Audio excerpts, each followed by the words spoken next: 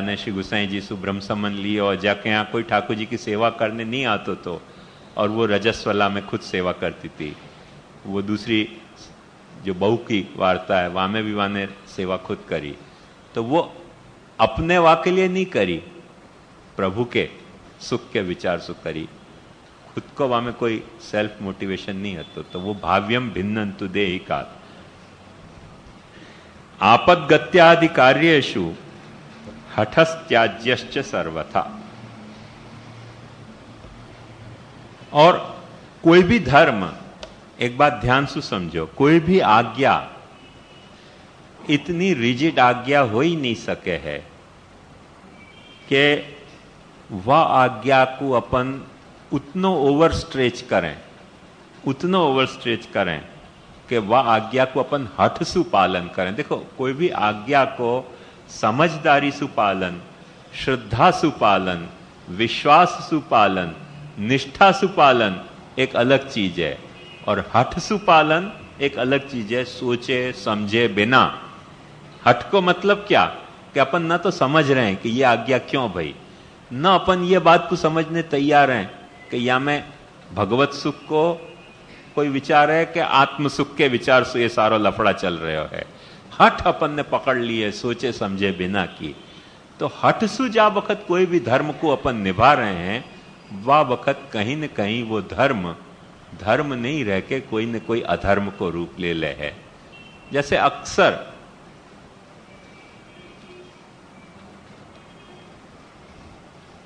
वो नागरदास शास्त्री बहुत अच्छी एक बात कहते थे कि अनाचार सु आचार अच्छो है, पर अत्याचार हर स्थिति में खराब है। क्योंकि आचार को जा वक्त अपन ने हठ पकड़े सोचे समझे बिना को, तब वो न तो आचार रह गयो, न वो अनाचार रह गयो, वो अत्याचार हो गयो। तो अत्याचार अपने को कभी भी अच्छी स्थिति में नहीं पहुंचावे, कहीं न कहीं अब वो खुद पे अत्याचार के दूसरे पे अत्याचार। तो आचार जो सोच समझ के सारी बातन को आगे पीछे को विचार करके जो अपन पालन कर रहे हैं वो अत्याचार नहीं है। पर अपने को न तो कोई वह बात की समझ है आगे पीछे की, बस एक हट पकड़ लिया कि नहीं ये ऐसे ही होएगो। क्यों ऐसे होएगो? बोले काका जी ऐसे करते आए, बापू जी एम करता आया, बा एम करता आया, वाह बा एम करता आया, बापू जी एम करता आया, काका जी एम करता आया। वाह के कारण अपना आचार जो है वो अत्याचार में डीजेनरेट हो जाए, और वो अत्याचार कभी धर्म हुए ही नहीं है। ये बात एक ध्यान समझो करके। आपद गत्यादि कार्येषु हठस्त्याज्यश्च सर्वथा। जहां आपद गति है, जैसे एक साधारण उदाहरण मैंने वाह दिन बताया तो कि कोई को पानी ढोले पे अपनो पैर पड़े तो अपन छू जाए, पर बरसात के पानी को अपन छुआना जब शुरू करेंगे तो उपाय क्या है? ये अत्याचार हो गया। क्योंकि बरसात तो आकाश से बरस तो पानी है, वो छुएगो तो अपरस में कौन सी चीज रहेगी फिर? तो शास्त्र भी ऐसी स्थिति जब जब पैदा हुए है, यही के लिए अपने यहां नंद महोत्सव में कैसे बड़ी अपरस हो जाए। बड़ी अपरस का मतलब क्या कि आचार को अत्याचार मत बना दो। आचार बहुत अच्छी चीज है। नाथ द्वारा में भी मैं गया तो मैंने देखो कि जब राजभोग होने के बाद जब मनोरथ हुए तो श्रीनाथ जी बड़ी अपरस में आ जाए। मुझको पहली पता नहीं थी कि ऐसी व्यवस्था वहां गैर नंद महोत्सव के दिन भी उपलब्ध है। ये दाऊजी बाबा के मैरिज में गया तब मैंने पहली बार ये बात वहां देखी। मुझको बहुत अच्छी लगी वो बात कि नहीं, बहुत सेंसिबल बात है कि राजभोग जब तक नहीं अरोगे ठाकुर जी तब तक अपरस है सब। राजभोग अरोगने के बाद जो कुछ राजभोग के बाद मनोरथ हैं, मैं राजभोग धर के जाके सो गया ऊपर, फिर बुलावा आयो कब वो मनोरथ है चलो। तो मैं सोची कब फिर नहाए फिर करें कुछ करें, कि नहीं चलो अंदर। कि नहीं आप, मैं तो बिस्तर सब कुछ छू लियो। नहीं कोई चिंता की बात नहीं, अब बड़ी अपरस है। तो फिर सब ऐसे ही बिस्तर पे भी छुए भाई, श्री जी को छू सकें, श्री जी को खिला सकें, सब कर सकें। वहां के बाद बड़ी अपरस है। और वही श्री जी जब तक राजभोग नहीं अरोगे तब तक एकदम अपरस में विराजे। तो कब वो आचार है कब वो अनाचार है, बाकी व्यवस्था है। हमारे यहां भी द्वारकाधीश पधारे थे किशनगढ़ में, तो हमारे मंदिर विराजे। हमारे मंदिर विराज के द्वारकाधीश, फिर फूल मंडली थी द्वारकाधीश की किशनगढ़ दरबार के गढ़ में, शयन की आरती वहां होनी थी। मैंने पालकी में द्वारकाधीश किशनगढ़ दरबार के गढ़ में पधारे, तो हम लोगन सबन के हाई एक्सपेक्टेशन यही थे कि अब सब नहाने की व्यवस्था जुटानी पड़ेगी। सब जुटाई भी थी, भाई क्या पता क्या कौन को कैसा आचार हो, कैसा विचार हो। वो तो द्वारकाधीश पालकी में से बाहर पधारे, फूल मंडली में बिराजे, आरती भाई, और पाछे पालकी में पधार के घर पधारी है हमारे यहाँ। तो दरबार ने मुझको पूछो कि ये क्या हो गया। मुझको नहीं पता है, क्योंकि मुझको सचमुच में नहीं पता थी कि ये भी व्यवस्था अपने यहाँ है। पर फिर काका जी से पूछी तो उन्होंने कहा हमारे यहाँ ऐसा ही है कि जब नीति को सेवा को क्रम पहुंच लियो और कहीं बाहर पधार रहे हैं मनोरथ की सेवा में, तब अपरस नहीं हुए। तब ठाकुर जी, ये माधवपुर की भी लोगन को पता होगी कि जब माधव राय जी विवाह के लिए पधारे वहां, ये जूनागढ़ के आसपास कहीं है माधवपुर, केशोद के आसपास, पता नहीं कहीं तो है वहां। पर जब विवाह के लिए पधारे माधव राय जी, तो वादिन हरिजन भी चनपस कर सके माधव राय जी को, कोई छुआछूत नहीं। बस जैसे जगदीश में भी ऐसा ही है, जब यहां से मूल मंदिर में से वहां पधारे तो कोई भी जगदीश को चनपस कर सके, कुछ ब्राह्मण भंगी शूद्र कोई नहीं, सब जात एक साथ चनपस कर सके माधव राय जी के। तो वो क्या है, ठाकुर जी खुद अपरस में सु बाहर आवे। तो ये मैंने तंत्र में भी पीछे मैंने आपको सब स्टडी करी तो पता चलो कि तंत्र खुद यह बात को प्रोवाइड करे कि अच्छा जब अपने मंदिर में से ठाकुर जी बाहर निकले हैं तब अपरस नहीं पाले, मंदिर में बिराजे है तो अपरस पाले ठाकुर जी। आचार के सारे नियम मंदिर में बिराजे है तो अपने यहाँ अपन ने कितनो लफड़ा बेचारे वैष्णव उनको ये रहस्य बतावे नहीं करके वैष्णव में सेवा के कारण थर थर धूजते हुए कि भाई घर में तो सब कर लेंगे, बाहर गांव जाएं फिर क्या करें, कहां से लाएं व्यवस्था। वैष्णव उनके माथे वही कठोर ऐसा शिकंजा जकड़ दिया जाए कि बेचारे फिर वो घबरावे कि या लफड़ा में पड़े कौन सेवा की। क्योंकि कोई तरह से जो खुद अपन पाल रहे हैं वो भी छूट अपन ले रहे हैं, वो लेवे नहीं देना कि जैसे त्राही बोल के कोई तरह से सेवा छोड़ दे। बाकी सब छूट ली जा रही हैं, अभी भी जाके देख आओ। या में कोई जन्माष्टमी के दिन तो अपने यहाँ हर घर में जैसे छूट मिला है, कोई के यहाँ होगी मुझको नहीं पता एग्जैक्टली सब घर में क्या रिवाज है और कैसा नहीं रिवाज है। पर मैं तो ये नाथद्वारा में और हमारे किशनगढ़ में द्वारकाधीश पधारे तब देखो क्वाइट सेंसिबल बात है। और तंत्र में आपको है यही तरह से वर्णन है कि ठाकुर जी जब अपने गर्भगृह से बाहर पधारे तब अपरस छोड़ दे, फिर सामान्य वा में आ जाए, घर में आवे तब पाछी अपरस शुरू हुए ठाकुर जी के। अब यही बात बेचारे वैष्णव को बता दी हो कि भाई जो अपरस तुम घर में पाल रहे हो उतनी अपरस बाहरगाम पधरा के ले जाओ तो नहीं जरूरत है। तो वैष्णव अपने ठाकुर जी को सीना से लगा के आखी दुनिया फेरी आएगा। तो वैष्णव को कोई तरह से जकड़ देना है कि नालायक पाले नहीं अपरस, क्योंकि ठाकुर जी को पकड़े नहीं वाने, फिर वो बकरा अपने पास आएगा नहीं काटने कटने के लिए, करके वहां को जकड़ दिया जाए कि नहीं बिल्कुल बाहरगाम जाओ तब भी कुआ लाओ। बाहरगाम कहां से कुआ होवे, कहां से मर्यादा आवे, कैसे होवे, क्या होवे, एक बात ध्यान से समझो।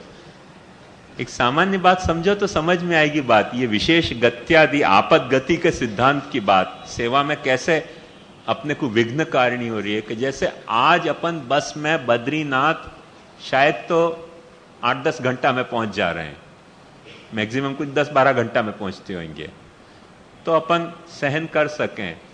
पर महाप्रभु जी के जमाना में तो बस नहीं चलती थी ना, और कभी बस की जो बद्रीनाथ की जो रूट है पैदल की रूट, वो चल के देखो, यदि आप एक पहाड़ चढ़ गए तो जल लेनो है तो नीचे उतरने गए आप जल लेने के लिए, तो फिर पाछो आप नीचे ही गए, ऊपर आप पहुंच ही नहीं सको। और ये डिस्टेंस कम से कम 18-19 दिन के बिना कवर नहीं होवे, तो छिवे जाके कैसे नहानो, क्या करनो, क्या करनी, वह की सब व्यवस्था क्या होती। मैं क्या आप कह रहे हूं समझ में आई कि नहीं बात। जो पैदल चलने वाला यात्री है तो इंक्लूडिंग महाप्रभु जी कितनी अपरस पालते होंगे तब। क्या ठाकुर जी को छोड़ के पधारते थे महाप्रभु जी? ठाकुर जी को शालिग्राम जी को तो कंठ में धारण करके पधारते थे। तो जब यात्रा में है तब वो अपरस है ही, वही तरह की अपरस है, ये घर वाली अपरस वहां है ही नहीं। तो ये रहस्य बेचारे वैष्णव को नहीं समझाया जाए करके वो सेवा छोड़ दे कि भाई घर में समझो निभा लें। कई वैष्णव उनके साथ पर्सनली डिस्कस करके मैंने ये बात को समझी है, ऐसे अंडबंड नहीं बकवाद कर रहे हूं कि वैष्णव की तकलीफ है तो कोई यही है कि वो कहें घर में कोई तरह से निभा लें, पर एक वक्त सेवा पधरावे, फिर सेवा को कौन के यहाँ जावे और नहीं पधरा के जावे सेवा, तो बाहर हम कैसे ही अपरस निभावे, और फिर अपने आप अपने को कहना नहीं पड़े कि तुम छोड़ दो सेवा, वो कंक्लूजन वो खुद ही ले ले कि તે માટે સેવાની ભાંજગળમાં પડવાનું नहीं, क्योंकि આપણાથી નભે वो नियम नहीं। महाप्रभु जी क्या कह रहे हैं, आपद गत्यादि कार्येषु हठस्त्याज्यश्च सर्वथा। या तरीके की जो आपद गति हैं उनमें हठ की आवश्यकता नहीं है, क्योंकि अंत में तुम बीमार हो गए तो शास्त्र भी नहीं माने कि तुमको नहा के भोजन करने की जरूरत है। तुम बीमार पड़ गए तो बिना नहाए भोजन कर सको, तुम यात्रा कर रहे हो तो नहा के और भोजन की जरूरत शास्त्र नहीं मान रहे हो है। दिनसु आधी अपरत रास्त में, रातसु आधी अपरस बीमारी में, और बीमारी सु आधी अपरस यात्रा में, ये तो कुछ शास्त्र कह रहे हो। मतलब एक्चुअली घर में अपरस को जो भी कुछ स्टैंडर्ड हो वासु यात्रा में कितनी भाई, चौथी नहीं 8वीं स्केल कितना डाउन आ गए हो। अब ये रहस्य वैष्णव को बेचारा समझाओ, ठाकुर जी को अपने दिल पे चौंटा के हर वैष्णव घूमेगो, क्योंकि कौन कौन को ठाकुर जी अपने सौंप के जाए, कोई को सौंप के जाए ऐसी आज कोई के आपस में माने सहचार सद्भाव सहयोग नहीं रह गयो, और फिर सेवा घर में पधरा लो तो लफड़ा पैदा हो जाए कि या तो फिर हाउस अरेस्ट रहो खुद, और या फिर जाओ ही मत। दोनों पॉसिबिलिटी लाइफ की पॉसिबिलिटी है नहीं दोनों। शास्त्र ने की व्यवस्था समझाई थी, पुष्टि मार्ग ने यह व्यवस्था निभा रहे है इतने इतने बड़े सेंटरन में, ध्यान से देखो। और हर पुष्टि मार्ग के मंदिर के सेंटर में जन्माष्टमी के दिन वैष्णव को छू के ठाकुर जी के पलना झुलाए जा सके, पलना झुलाते हुए पाछे नंद महोत्सव में भाग लिया जा सके, नंद महोत्सव में भाग लेते हुए पाछे ठाकुर जी को पलना झुलाए जा सके, चंदपस किए जा सके। वो सारो बड़ो अपरस वहां मौजूद ही है, वहां कुछ छू नहीं रहे हो, कुछ छुआ नहीं रहे, और कोई से पूछो नहीं जा रहे हो वह वक्त नंद महोत्सव में कि तू नहा के आयो कि बिना नहाए आयो। नंद महोत्सव में बड़ी अपरस को सिद्धांत हर पुष्टि मार्ग, मैं नहीं समझू कि कोई ऐसा घर होए कि जहां ये आचार की फ्लेक्सिबिलिटी उपलब्ध नहीं होए, पर जान करके बेचारे वैष्णवन को फंसा देनो, कोई तरह से के सेवा नहीं करे, ये क्या द्वेष है, ये सचमुच में विचारने की।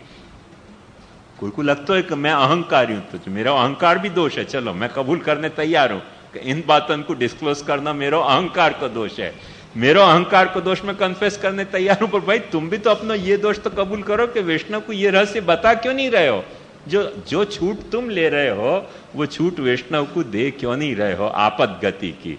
और जो छूट महाप्रभु जी खुद कह रहे हैं कि आपद गत्यादि कार्येषु हठस्त्याज्यश्च सर्वथा, इन विधि विधानन को आग्रह रखनो, सदाग्रह रखनो, जितनी अच्छी बात है इन विधि विधानन को जीने को एक सदाशय रखनो, जितनी अच्छी बात है इन विधि विधानन को ऐसो हट पकड़नी सोचे समझे बिना, वाह लेवल तक के आदमी छोड़ दे सेवा, वाह लेवल तक के आदमी सेवा के नाम से भग जाए, सेवा करने से विमुख हो जाए, वाह लेवल तक ये एग्जैक्टली वही मेथड काम कर रही है कि ऐसा संस्कार करो कि द्रव्य नाश हो जाए तो बच्चा को सुधारे जा सके। अभी आप लोगों ने पढ़े होगा थाना में एक मां ने अपने बच्चा को स्पेलिंग याद कराने में स्पेलिंग याद नहीं भई करके छुरा भोंक दिया पेट में।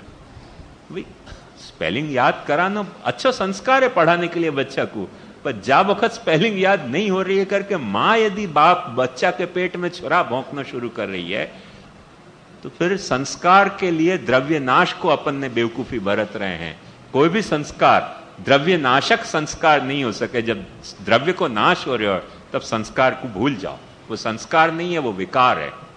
संस्कार तभी संस्कार है कि जे द्रव्य जा में निखर के अच्छो होके सामने आवे, जासु टूट जाती हो सेवा, जासु टूट जातो हो भाव, जासु टूट जातो हो भगवान को और भक्त को आपसी संबंध, जासु टूट जातो हो संप्रदाय को आखो सेटअप, जासु टूट जाती हो महाप्रभु जी की हर आज्ञा जासू टूट जाते है अपने महाप्रभु जी के सिद्धांत को, अपनी गाइडलाइन मानने की अपनी निष्ठा, उन सब जड़ प्रकारन को अपन कह रहे हैं कि ये नहीं, ये हमारी संप्रदाय की परंपरा है। वो परंपरा नहीं है, वो हठाग्रह है। वो परंपरा नहीं, वो संप्रदाय के प्रति रयो भयो कोई एक बहुत क्रूर द्वेष है कि कोई तरह से यह संप्रदाय को खत्म करो। संप्रदाय में जीने की भावना नहीं है। हर व्यक्ति जीने वालों, कोई भी या तरह से कभी जी नहीं सके है, या तरह से कभी जियो नहीं है। मैंने एक सीधी सी बात समझो, आप लोग सब या बात को अच्छी तरह से जानो हो कि जितने नागर बनिया हैं, ये कोई जमाना में नागर ब्राह्मण होते, पर अपनो धर्म टिकाने के लिए मुसलमान काट नहीं दे करके नागर बनिया हो गए। भाई बनिया होके जीनो मिलतो तो हिंदू धर्म तो रहेगो हमारो, ब्राह्मण नहीं सही तो नहीं सही। द्रव्य नाश जो है वो नहीं होएगो। संस्कार जो है ब्राह्मण को, वो बहुत अच्छी बात है, पर द्रव्य नाश के कॉस्ट पे संस्कार को नहीं निभाएंगे। ये बेचारे कितने धोबीन में, दर्जीन में, कोई राठौड़ है, कोई परमार है, ये सब पवार हैं, ये सब क्षत्रिय हते, पर क्योंकि क्षत्रिय हते और लड़ते थे सो मुसलमान इन पे नाराज भय। मास एग्जीक्यूशन के ऑर्डर इश्यू भय कि खत्म करो, काटो इनको चुन चुन के। उन्होंने इनकार कर दिया कि नहीं नहीं, कौन ने कही हम ऐसा क्षत्रिय हैं। कोई ने कह दिया हम दर्जी हैं, कोई ने कह दिया हम ऐसे धोबी हैं, कोई कुछ बन गया, कोई कुछ हुआ। अंत में देखो हिंदू तो रहे कि नहीं, द्रव्य नाश नहीं भयो तो हिंदू तो रहे कि नहीं। यदि संस्कार के चक्कर में पड़े रहते तो द्रव्य नाश हो। तो द्रव्य नाश होने के बाद जो बेचारे मुसलमान हो गए, आज उनको हिंदू बनने के लिए वो माने वन वे ट्रैफिक है, वो चले गए, वो आ नहीं सके, अपने यहाँ के जैसी नहीं।